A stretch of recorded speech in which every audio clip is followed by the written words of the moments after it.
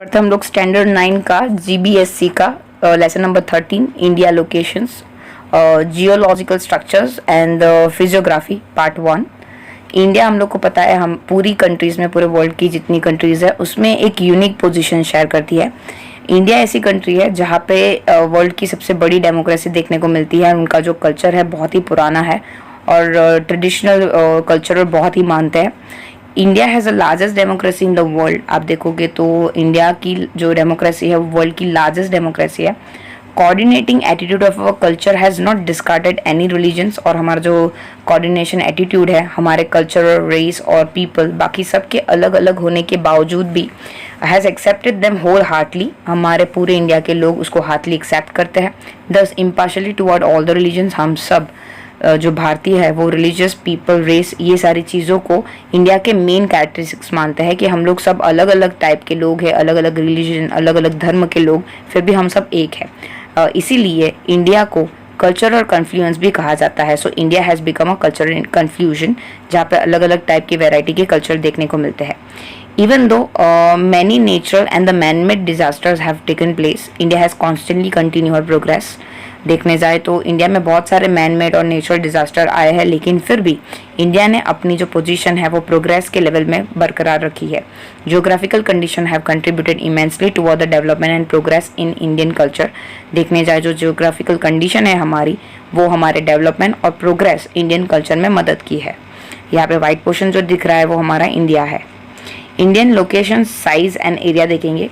Geographical देखने जाए तो इंडिया बीच में से जो इक्वेटर जा रहा है, जो डॉटेड लाइन दिख रही है वो इक्वेटर है और उसके ऊपर मतलब वो नदर्न हेमिस्फीयर में। It's extend up to the south part of Asia continent. Asia के हम लोग साउथ में आते हैं। Span of a main line of a Indian extended from 8 degree 4 to 37 degree 6 north latitude. यहाँ पे लैटिट्यूड का लोकेशन बताया गया है from 68 degree 7 to 97 degree 25 east longitude. यहाँ पे लॉन्गिट्यूड का जो मेजरमेंट है वो बताया है। टॉपिक ऑफ कैंसर हमारे मिडिल में से जाता है, which located at 23.23 degree 5 north latitude and divides the country to the 2 part. और जो हमारे मिडिल में से टॉपिक ऑफ कैंसर जाता है जिसकी डिग्री है 23 डिग्री 5, जो इंडिया को 2 पार्ट में डिवाइड करता है और वो सेंटर ऑफ द इंडिया में से निकलता है। North part is spread more in than east directions. जो नॉर्थ पार्ट अगर देखने जाए तो इंडिया का ज़्यादा से ज़्यादा ईस्ट वेस्ट डायरेक्शन में ज़्यादा हुआ फैला हुआ है। The large plains and the Himalayan mountain systems are located in this part. ऊपर देखने जाए तो अधिकतर जो ज़मीन है वो प्लेन है या फिर हिमालय से कवर है। The area to the south of tropic of cancer is a triangular shape and tapers toward the south. अगर आप नीचे देखने जाए तो उसका नीचे का पोर्शन है वो पेनिनसुला टाइप है जो ट्रायंगुलर शेप में है, जिसको पेनिनसुला प्लेट्यूज बोलते हैं। It include the eastern plains and the northern western coastal plains, जिसमें ईस्टर्न और वेस्टर्न बेल्ट के साथ प्लेन्स और जो दोनों समंदर के जो कोस्टल एरिया है वो आ जाता है। Latitude as well as the longitude extents of India is almost equal. Latitude और लॉन्गिट्यूड अगर देखने जाए इंडिया का तो ऑलमोस्ट सेम है, which is a 30 degree actually the length between Kashmir and Kanyakumari. Kashmir मतलब टॉप ऑफ द इंडिया और Kanyakumari means tip of India. 3214 kilometre है, जबकि गुजरात जो हमारा वेस्ट साइड से स्टार्टिंग है इंडिया का और ending point of India that is Arunachal Pradesh, उसका विड्थ है 2933। There is a difference of 2 hours in the local time between the two extreme places, starting Gujarat and then west up to the Arunachal Pradesh and then east due to the longitude difference. आप देखने जाओ तो गुजरात और अरुणाचल प्रदेश में 2 घंटे का difference है, क्योंकि वहाँ से 2 अलग अलग लॉन्गिट्यूड पास होती है। When it is sunrise in then Arunachal Pradesh it's still night in then Gujarat. जब अरुणाचल प्रदेश में सुबह हो जाती है, गुजरात में अभी भी रात ही होती है। The standard meridian of India is 82 degree 30 east longitude. इसीलिए कोई कंफ्यूजन ना हो टाइम का, इसीलिए स्टैंडर्ड मेरिडियन इंडिया की डिसाइड की हुई है, that is 82 degree 30 longitude. It passes to the 5 state और ये जो मेरिडियन है वो 5 स्टेट में से गुजरती है। लोकल टाइम वहाँ का जो है वो स्टैंडर्ड टाइम ऑफ इंडिया माना जाता है। ये हमारे इंडिया का मैप है जहाँ पे नेबरिंग कंट्रीज और लैटिट्यूड लॉन्गिट्यूड यहाँ पे दिखाया हुआ है, डिस्टेंस दिखाया हुआ है। टोटल एरिया अगर इंडिया का देखने जाए वो है 32.8 लाख स्क्वायर किलोमीटर। इंडिया का पूरे वर्ल्ड में एरिया वाइज 7th रैंक आता है। उसके बाद जो बड़ी बड़ी जो दूसरी 6 कंट्री है वो है Russia, Canada, USA, China, Brazil and Australia. The land area of India lies in south Asia. आप देखने जाए तो इंडिया साउथ एशिया में पड़ता है। नॉर्थ के साइड देखे जाए तो इंडिया के बहुत ही लोफ्टी माउंटेन रेंजेस है जो 100 ऑफ किलोमीटर वेस्ट टू इस डायरेक्शन में फैले हुए हैं। That is wise the communicating the Tibets and China is possible only through the passes located at the high altitude. अगर देखने जाए तो टिबेट और चाइना के साथ कोई भी कम्युनिकेशन तभी पॉसिबल हो जाएगा वो हाई एल्टीट्यूड को पास करके, मतलब पहाड़ को लांघना पड़ेगा तब जाके तिब्बत और चाइना की तरफ जा पाएंगे।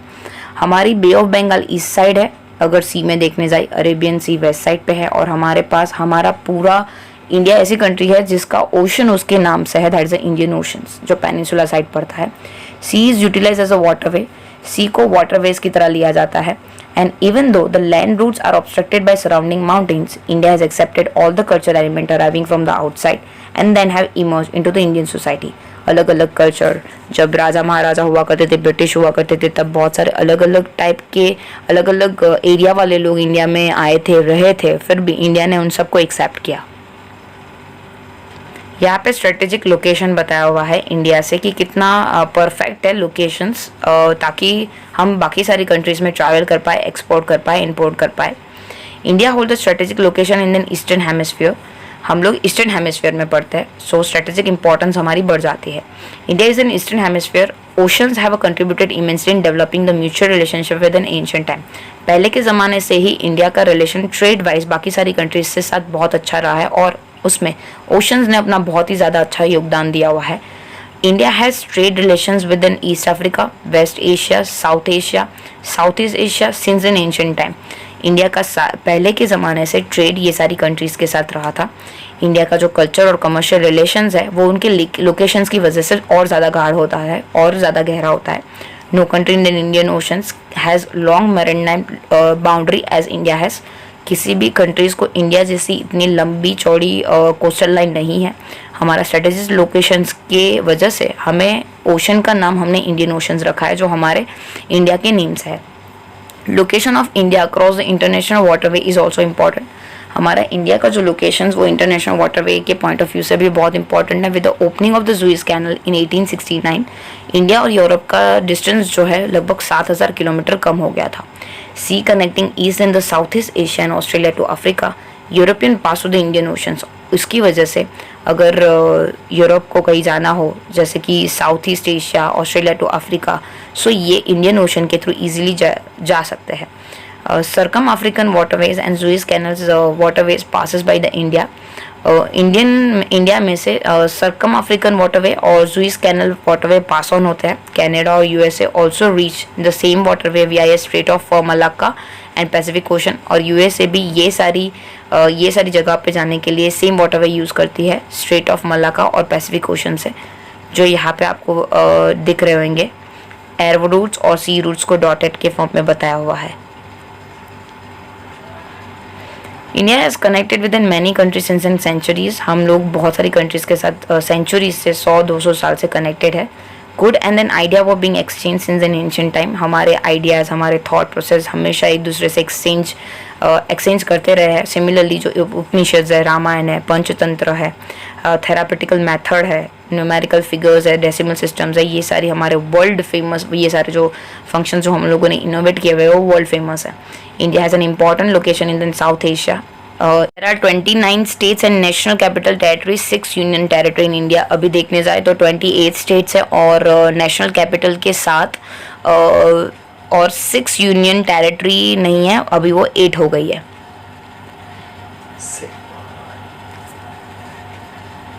India loads an importance place in the south Asia. South Asia में इंडिया आपका अपना अलग ही इम्पॉर्टेंस प्लेस शो करता है।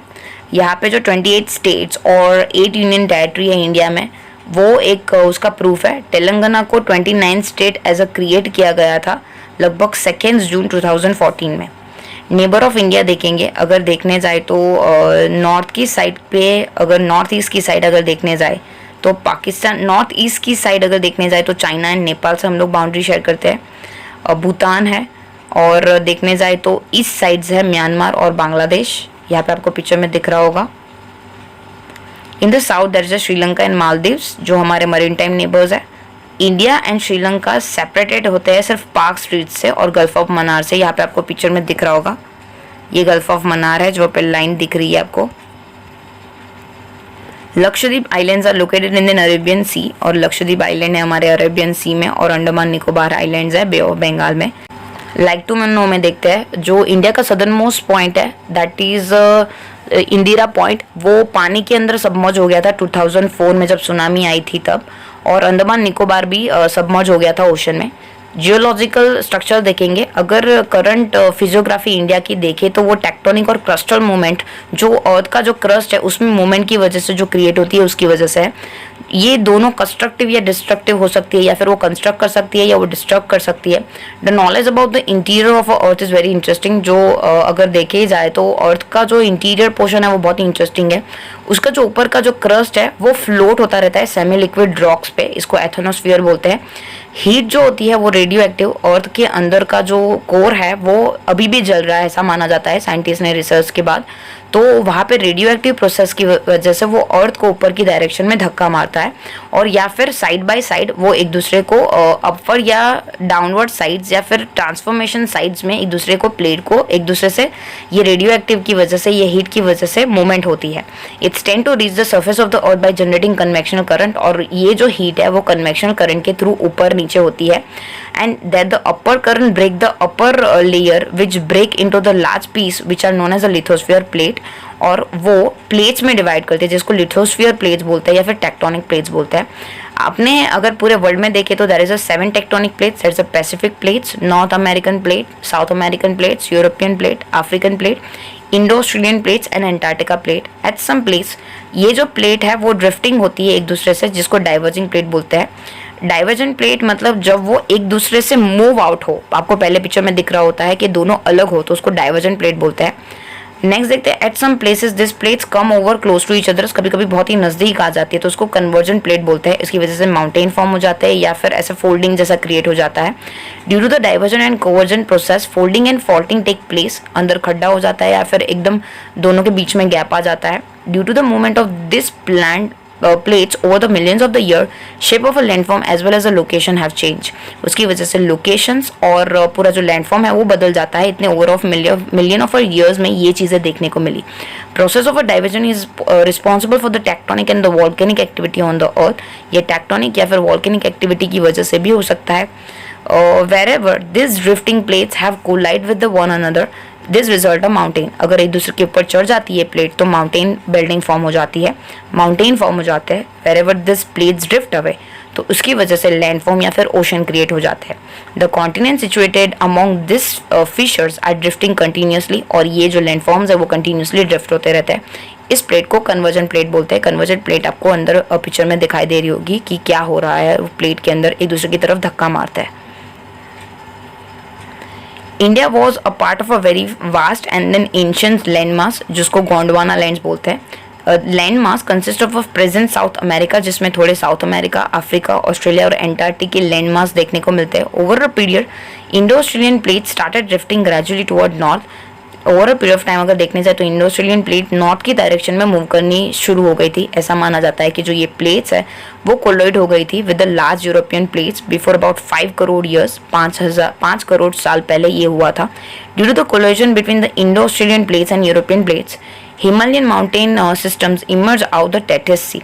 ऐसा माना जाता है ये जो कोलिजन हुआ था इंडो ऑस्ट्रेलियन प्लेट और यूरोपियन प्लेट, उनकी वजह से माउंटेन्स चेंज बनी थी, पूरा हिमालय फॉर्म हुआ था।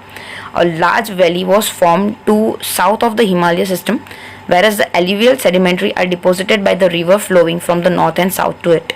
जो large valley form हो गई थी हिमालय systems के साउथ में, एंड जो एल्यूवियल सेडिमेंट्स था वो डिपॉजिट हो गया रिवर के अंदर नॉर्थ और साउथ में। This Ganga plains between the Himalaya and the southern peninsula इस हिसाब से फॉर्म हुई थी। Huge volcanic mountain took place in the northwest of the peninsula plateaus as a result of a western portion of the plateaus was disintegrated, was submerged। यहाँ पे ऐसा माना जाता है कि एक बड़ा सा volcanic eruptions हुआ था नॉर्थ वेस्ट पेनिनसुला प्लेट्यूज के पास, और उसकी वजह से उसका जो पार्ट था वो डिसइंटीग्रेटेड हो गया था और पानी के अंदर सबमर्ज हो गया था। This led to the formation of the Arabian sea. उसकी वजह से अरेबियन सी फॉर्म हुआ था। And due to the submerge the western Ghats become a more distant. इसकी वजह से वेस्टर्न घाट और ज़्यादा डिस्टेंस और ज़्यादा निखर के आया और सबमर्ज हो गया पानी के अंदर। दस the large diversity is seen in the Indian सब कॉन्टिनेंट, और आपको इंडियन सब कॉन्टिनेंट में अलग अलग टाइप की वेराइटी देखने को मिलेगी। लोफ्टी माउंटेन्स नॉर्थ में देखने को मिलेंगे, बहुत सारे पैट्यूज, समिट्स मतलब पिक हो गया, माउंटेन की समिट हो गया, पासिस, गंगा, यमुना, ब्रह्मपुत्र, ये नॉर्दर्न प्लेन्स में ये सारी रिवर फ्लो करती है। Alluvial deposit have form this plains, alluvial deposit form होती है यहाँ पे। And two edges in form ghats on the two sides, दो घाट्स आपको देखने को मिलेंगे और नीचे ट्राइंगुलर पोर्शन में the western ghat and the eastern ghats, जिनका मार्जिन बहुत ही कम है। और इस हिसाब से इंडिया देखने जाए तो अपनी एक डाइवर्सिफाइड फिजियोग्राफी पूरे वर्ल्ड के साथ शेयर करती है, मतलब डाइवर्सिटी बहुत ही ज़्यादा है। कल्चर के साथ साथ अगर देखने जाए तो फिजियोग्राफी भी बहुत डाइवर्स है। Thank you for watching. अगर आपको वीडियो पसंद आई है तो प्लीज़ लाइक कर दीजिए और ज़रूर बताइए कि आपको वीडियो कैसी लगी कमेंट बॉक्स में।